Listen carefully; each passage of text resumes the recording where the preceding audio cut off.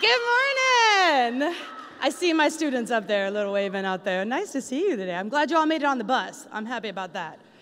52 is not my age yet.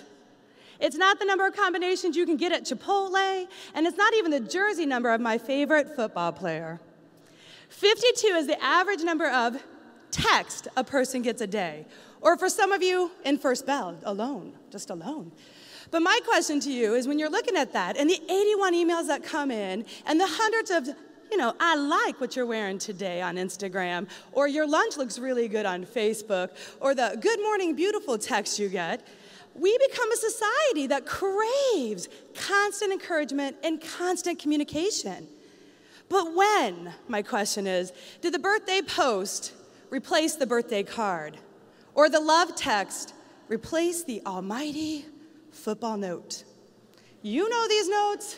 You probably have them at your house in jars. They're probably in boxes at your house that you're supposed to be cleaning your room and you're poring over those, remembering that joke from 6th grade or that friend that left you in junior high and you can't remember their name.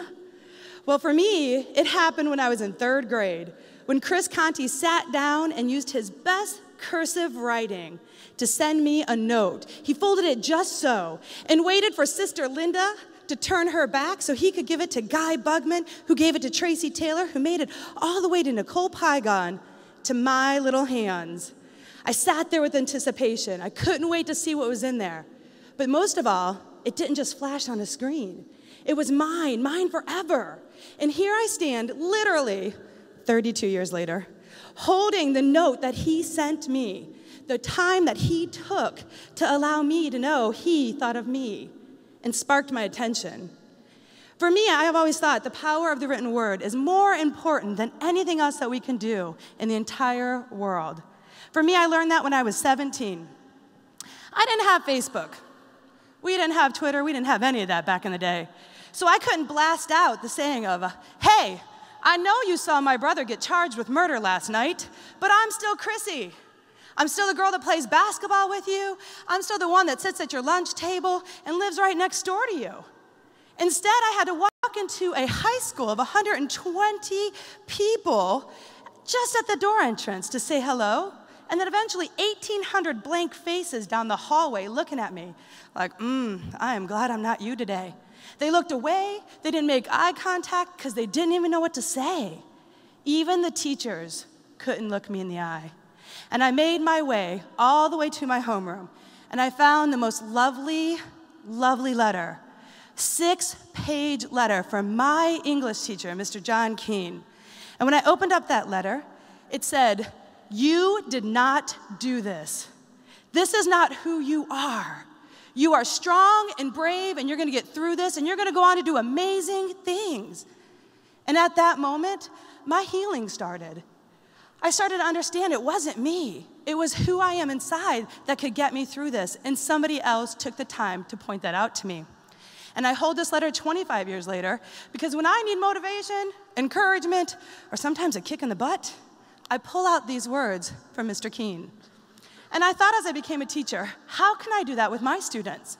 And then things start to happen. My very first year teaching, the Oklahoma City bombing. We had 2 suicides of a student. Then you and I all saw the trade towers go down. And I thought, how can I help my kids heal? I said, why do we wait till people are passed away before we tell them what we think of them? Get a piece of paper out right now. Put your names up top. We're going to pass it around, and we're going to tell everybody in this room exactly what we like about them and exactly what we appreciate about them. Kids started writing things. Leah, I love your jokes. All the knock-knock ones are fun. Blake, your smile makes me giggle every day. We passed them around, and people read what we actually thought about each other, and they left, a few of them with some tears. But the magic happened the next day.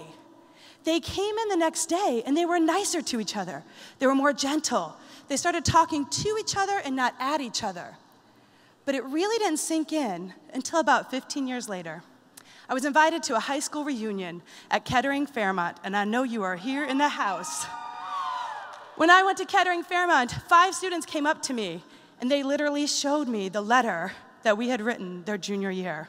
And my friend Rob said, Miss L, I took it to Afghanistan with me, and I read it every day to remember why I was there and who I was fighting for. It was his spark. One of my students, Jason, pulled it out and said, I had my mom send it to me when I was in jail because I needed to remember I was a good person still, and there were people out there who believed in me. Those words are so powerful, and when you take the time to put them in writing, people will never forget them. It's more powerful than any text or tweet you could ever receive. So for me, I started collecting letters from all my family members, from friends, because I knew that a day would come I would need to read those words. But I never imagined that when I turned 40 and I lost both my parents within 12 weeks of each other, how important those words would be to me. I pulled out that pile of letters and I started going through it. I craved to see my dad's curve in his D, my mom's big swoop in her P. I knew it pretty well because I signed it on most of my high school notes and absence letters. But I craved to see them and connect with them and have that spark from the cheerleaders who gave me my life. And I didn't know how to heal. So when you get those lunch notes from your parents, or you got that to-do list, hold on to them, because someday you'll need to touch them and see them again. And I thought, how can I heal from this? So I dedicated myself for an entire year. I was gonna write a letter of gratitude every single day to somebody who made my day, somebody who sparked an interest in me, or just somebody that I had fun with.